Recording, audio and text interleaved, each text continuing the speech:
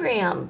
My guest, Scotty Sanders, has been recognized as Louisiana's Entrepreneur of the Year, Chamber of Commerce Business Person of the Year, and noted in trade magazines for his success in the business world.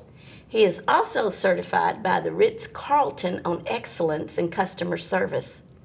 Scotty is a sought-after speaker and author who travels nationally and internationally, and we are certainly thankful to have him on our program today. Welcome, Scotty. Thank you, Theresa. Great to be with you. It really is. Thank you for having me. Oh, well, I'm so excited to have you here with us today, and I know this is going to be a great interview. But before we begin in that, why don't you share with our viewers a little bit about your personal background? Be glad to. Always like to talk about my family, probably more than me, because that's my highlight. So that's always a good thing. Well, one of the interesting things about me, I'll be married 35 years coming up here in another month or two. Congratulations. And I married my junior high school sweetheart.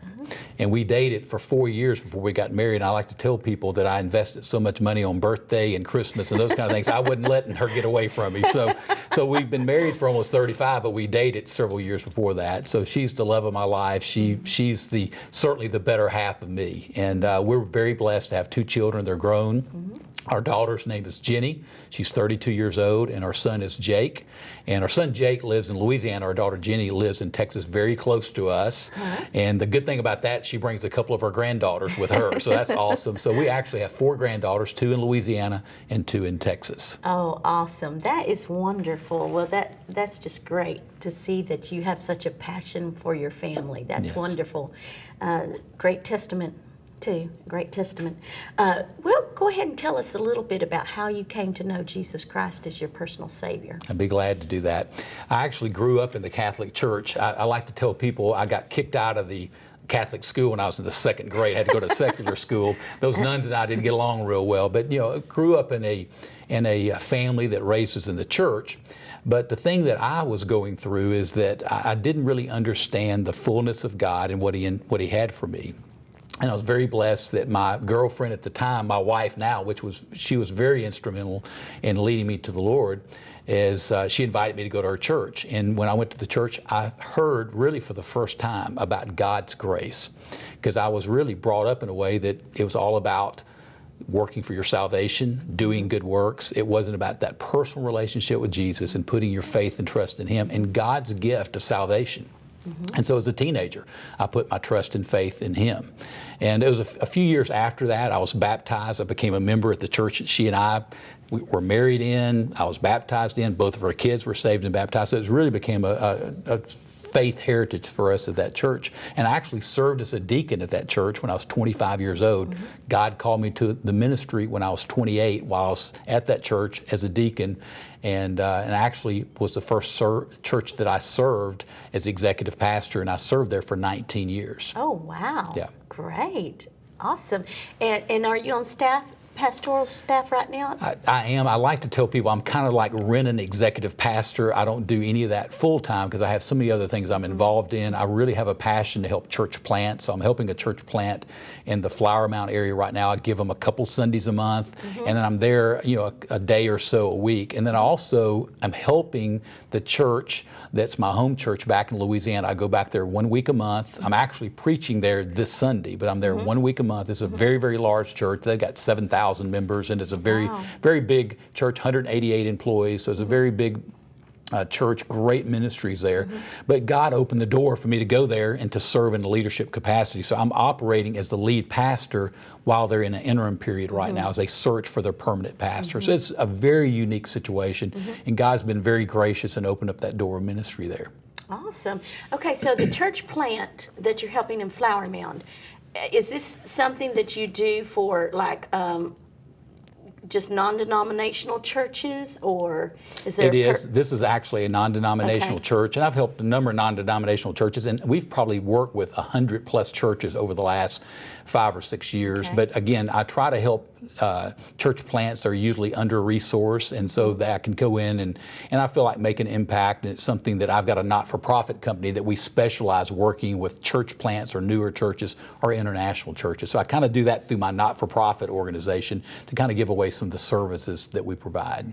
Okay, awesome. Well, tell me the name of that nonprofit organization. It's called Church Catalyst. It's the not-for-profit, and there are for-profit companies called Life Catalysts. Yes, and we're going to be talking yes. about Life Catalyst, but I didn't know about this other nonprofit. Yes. So thank you for sharing that with us. Well, Scotty, your background is not as an author. Could you tell the viewers about how you began writing? Well, it was really one of those things, Theresa, I never sought out to do. It wasn't something, this is my goal in life. It really came out of the desire to sustain a message that I believe that God's given to me. And I felt like through writing was a great venue in which I could do that. And the first book I wrote about three and a half years ago is called One Focus Living. And it's really a lot about my spiritual journey. It's about equipping individuals in churches to how more effectively they can get the Great Commission out there. So it was really out of a desire of equipping and encouraging, empowering church people to be more faithful in sharing the gospel. And that was the first book, but it wasn't, I've got to write a book. It was, here's a way that I can help equip people to be more effective in carrying out the Great Commission. So that was kind of our first experience doing that, writing a book. I love that. I love that. And so to date, how many books have you written now? I've written 3 books. My wife has written, and I say 3, my wife and I would say we've written them together. We take that one flesh relationship to the fullest on that. And she's written her own book on her own called Memory Makers for the Family, which is an awesome book. Oh, okay, awesome. And her name is? Her name is Cindy. Cindy. Yes. Cindy Sanders. Yes. Okay, awesome. Okay, well now let's talk about your new book, Quest of the Keys. Where did the inspiration for this book come from? Well, it's such an interesting story behind the book. And I have friends of mine that have known me for a long time, and when they found out I wrote a narrative fantasy fiction, they're like, you're about the last person I would ever thought to have written that, because I'm a very leader type person, scheduled, organized, and those type of things. But it really came out of a creative session I had, a brainstorming session I had with our creative director. We're at Corner Bakery one morning. He had just watched all the videos of teachings that I've done over the years, and he just started brainstorming. He said, have you ever thought about taking these teachings and putting them into a narrative book that we can use to help encourage the next generation? And you know, you hear these different ideas and sometimes they just go right over your head, but that particular one, it's like it hit me right between the eyes. It's like it just hit me right there. Maybe we can do this. And so I went home, my wife and I prayed about it, and then we just started seeking the Lord. And really, Theresa, for about 2 weeks, it's like we could not sleep because God just really started pouring ideas into us how we could take those principles and then teach it through a very engaging narrative. And that's how it started. So you have to be careful what you say to me. You never know where it may go. And so, but it's been one of the most fun things we've ever done. It's allowed me to speak to a lot of youth. I did probably 10 or 12 school assemblies speaking to thousands of teenagers and giving them a subtle message of the gospel by teaching these life-changing principles. Oh, that is awesome. And I'm just so excited to find out more. And I know that you say that Quest of the Keys is not just a book, but it has a mission. And we've kind of talked a little bit about that. Yeah. But go ahead and say a little more about that. Well, you know, it always goes back to me. When I do coaching or consulting with organizations or individuals, I talk about you got to figure out what is your real purpose in life. Okay, and you've got to figure out your unique gifting and purpose. And for me, and I write this down every day, and I say it probably 4 or 5 times a day. My purpose is to encourage and empower others to live, lead, and finish well.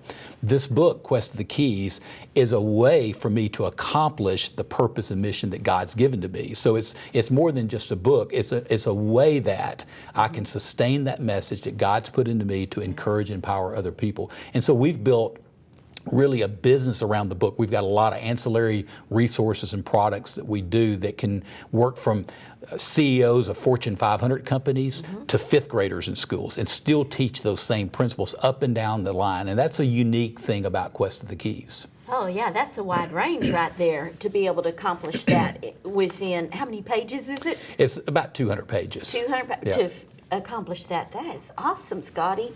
Well, we have a clip to watch. Great trailer about Quest of the Keys. So let's go ahead and take a look at that. That'd be awesome. They said only the strong would survive. I don't believe that. The key to survival is more than just strength or power. They said I could have it all. It wasn't true. The keys to life hold more than just success or wealth. So what are the keys? Enlightenment? Empowerment? Fulfillment? I don't know. I just remember stories of keys hidden since the dawn of time that could change your life forever. Perhaps they're more than just stories. Now it's my turn. I have to search out these keys, to conquer my own fears and failures, and to save this kingdom. Follow my path, see what I have found, and begin your own quest of the keys.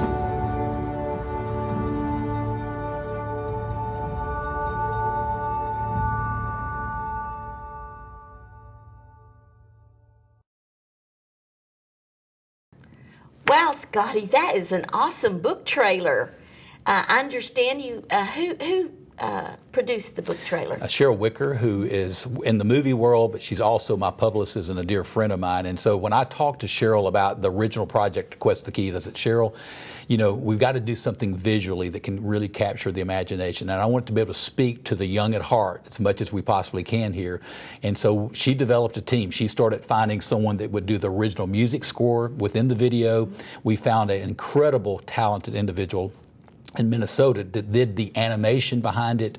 Our creative director worked with some of the copy. It was just probably 6, 7 people involved in a very collaborative process, but Cheryl was the quarterback on it, and she did a fantastic job. Awesome. Well, I've heard really good things about Cheryl Wicker and her work, so that's great. That's great. She did a great job on that. So, okay, now the characters in the book, are they based on real life characters, Scotty? Several of them are, and again, loosely based. You know, you have to be careful about that because you don't want to go too far there. But you know, we had things about. Let me give you for instance, the picture here on the cover is Declan, and he's the main character. And when you think about Declan, he's kind of like the prodigal son. In fact, I've had students read this book, and they come back later and they're not Christians. Say, it seemed like I remember being in church, and they talked about this guy that was the prodigal son. Sounds a lot like him. So there's a real subtle gospel message here, but it doesn't hit people upside the head. So the main character, Declan, and how we came up with that name is that we were anticipating one of our granddaughters being a grandson, and it didn't happen.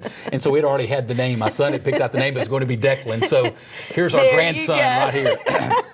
Love it. But this character really is a persona really of our son, who was really a prodigal. He was a preacher's kid, kind of got sidetracked in some ways, made some poor choices, and then realized and came to his senses and realized he needed to go back home and start his life anew and fresh. So Declan really is that person that found his way back to Leoness to go meet with his father, get forgiveness and restoration. And then he goes on a journey to really fulfill his purpose in life. So Declan really is the main character. He plays really, we think about our son Jacob when we think about that.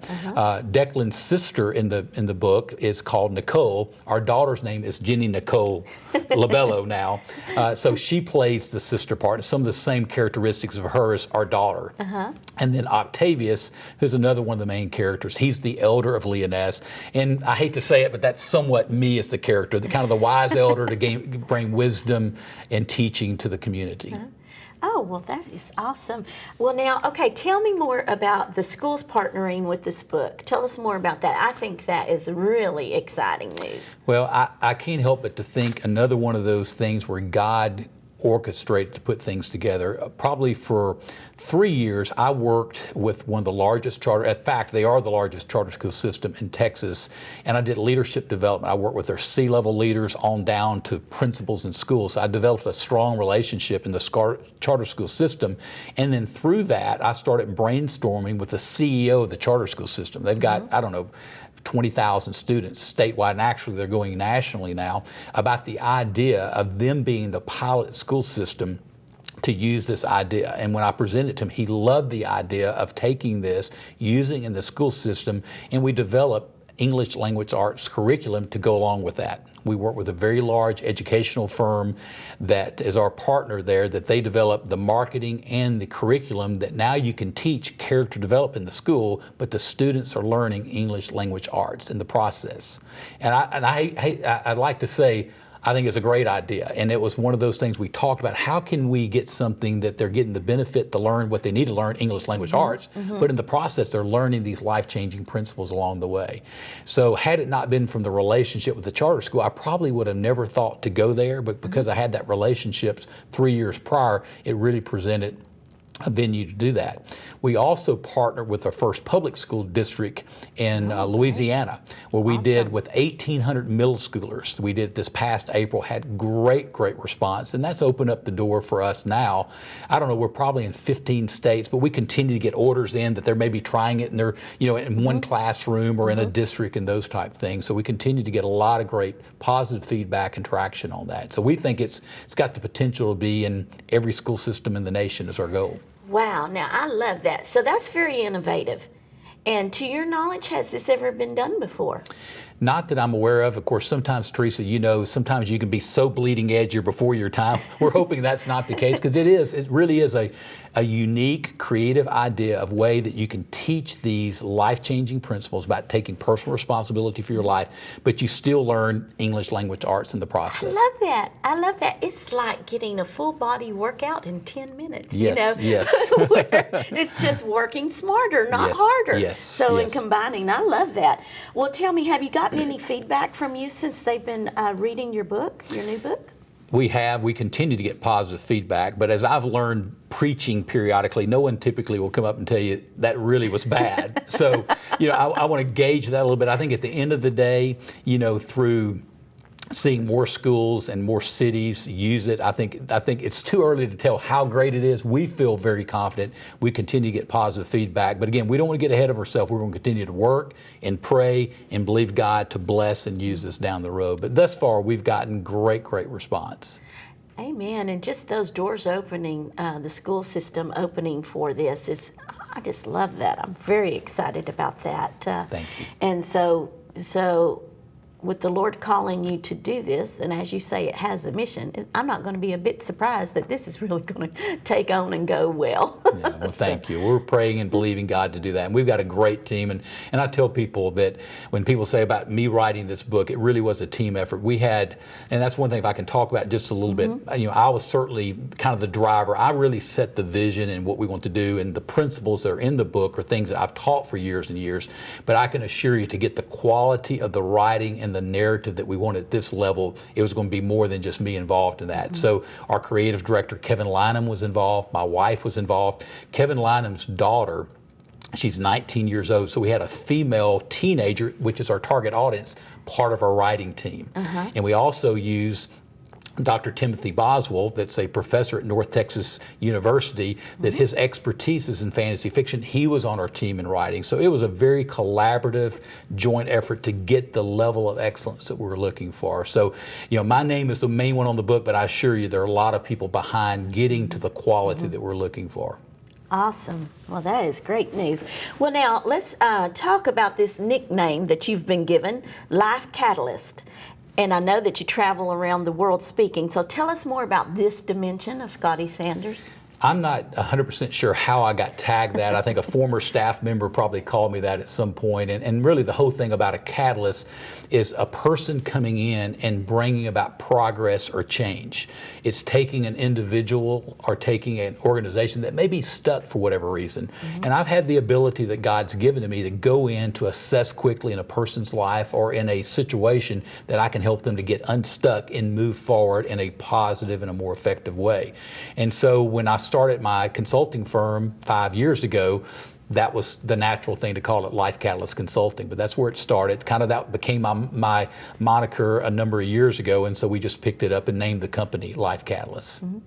Well, you have so many hats that you wear, and you're so talented and multidimensional, and I think I know the answer, but let's go ahead and just ask it anyway. What's your greatest passion in life? One of the things that I do, I've mentioned about writing a book called the 3x5 Plan, and the whole thing about the 3x5 Plan is writing down on a 3x5 card every day what your purpose is in different things. One of the things I write down every day are what are the 3 things I'm most passionate about, and outside of the Lord, because the Lord trumps everything, right? Oh, absolutely. He's not on my list. He is the list. So I don't write that down because that's a given. But the 3 things I'm most passionate about, and I write it down every day, and I find because I write it down and I think about it, these things are brought to me. But I'm so passionate about learning. And when I think about learning, when I read something, Theresa, it's always about how can that help Theresa? How can that help someone else? So I'm really geared toward that. I want to learn so that I can give that on. And that leads to my second passion, which is really leadership development. And I've found that I've got to really spend a lot of my time in leadership development, what I call vertical leaders that oversee large organizations. Like, for instance, I do a coaching session usually once a month with a key Christian leader in the UK. He has great influence there. So once a month, I Skype call him, I coach him, but he has vertical influence that he may have 1,000 people that he has influence over. So I try to focus more on those vertical leaders, but leadership development is really important because that's a way that I can multiply myself. And the third thing, you've already heard this, but I'm very passionate about my family. You know, they're just my life. My wife, my kids, my grandkids, it motivates me. It really does. Right. Well, tell me how do you keep balanced? You wear all these hats and you travel a lot. And how do you keep balanced your family life, your career, and your ministry? How do you balance all that? Well, it is a little bit of a juggling act. But for so many years, I would when I was working as an executive pastor, I was in the office, I'd get up at 4:30 in the morning, I'd be in the office at 7 o'clock, I'd leave at the end of the day and I'd put it aside. But when you work out of your home, it changes things a little bit. And I'd say one of the things that's really been important, when you're passionate about something, it doesn't feel like work to me, so I don't feel drained, it really fuels me. But it's one of those things that, I have to hand certain things off to our team members. I have to make sure that I'm working within my strengths and the things that I'm most passionate about. And then the other thing I would say is I've learned over the years how to really eliminate distractions, because we're pulled in so many directions that I can really focus and accomplish a lot. I can be extremely productive and a lot less time than people may think, because I've learned that discipline of eliminating distractions. So I never feel, I shouldn't say I never feel, it's rare for me to feel that I'm just pulled in so many directions, I'm overwhelmed. I don't get that overwhelmed feeling because I'm operating in my passion and I've learned to eliminate distractions in my life. Oh, that is awesome. Would you mind giving one tip about eliminating distractions in your life? Well, one of the things that I practice is what I call my 360 laser. And this would be, for instance, this morning I took 1 hour early this morning, I think it was about 6:30, and I did nothing but focus on what are the top priorities of my organization. And I did no emails, no phone calls or anything else, and I really focused in on for that 1 hour. If you'll do that one thing each day, it will make you more productive than probably 90% of the people in the world by doing that one exercise. Our problem is we get bombarded. We get 28,000 emails on average in a year. We're just bombarded with information. So taking that time, I try to do that 3 times a day, so 3 hours, and that puts me at the very high level of being extremely productive by focusing like a laser for those 3 hours. Oh, great. Thank you for sharing that. Okay, now a little bit on the serious side here. When you leave this earthly life, Scotty, what do you hope to leave behind to benefit humanity? Great question. That's a weighty question. The first thing I go back to, and I tell young ministers this all the time, if you lose your family, you've lost your ministry. So I always want to make sure that I have an incredible legacy of faith with my kids, my grandkids, and my great-grandkids somewhere down the line. I want them to say their papa, their dad, their husband, that he was the spiritual leader. He put God first in his life, and he modeled Christ-likeness in everything he did. And that's my motivation. So that's extremely important to me. And then I like to be known as Scotty was a leader of leaders. I think if I can do those 2 things, I would be very blessed and very honored to know that that's how I left this earth. It's a leader of leaders and a man that put his family at a top priority and left a great spiritual heritage for them.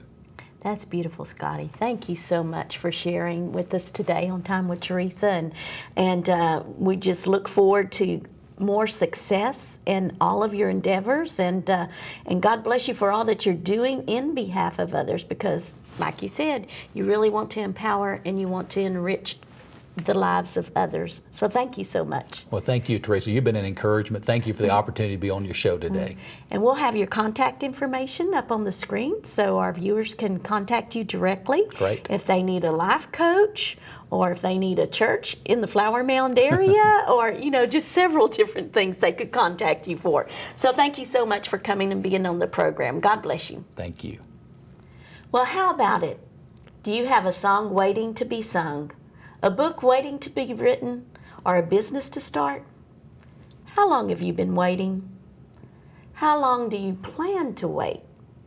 Well, stop waiting and take that first step of faith and begin your journey. I know you have something great within you, and I know you can do it. Thanks for watching. God bless you.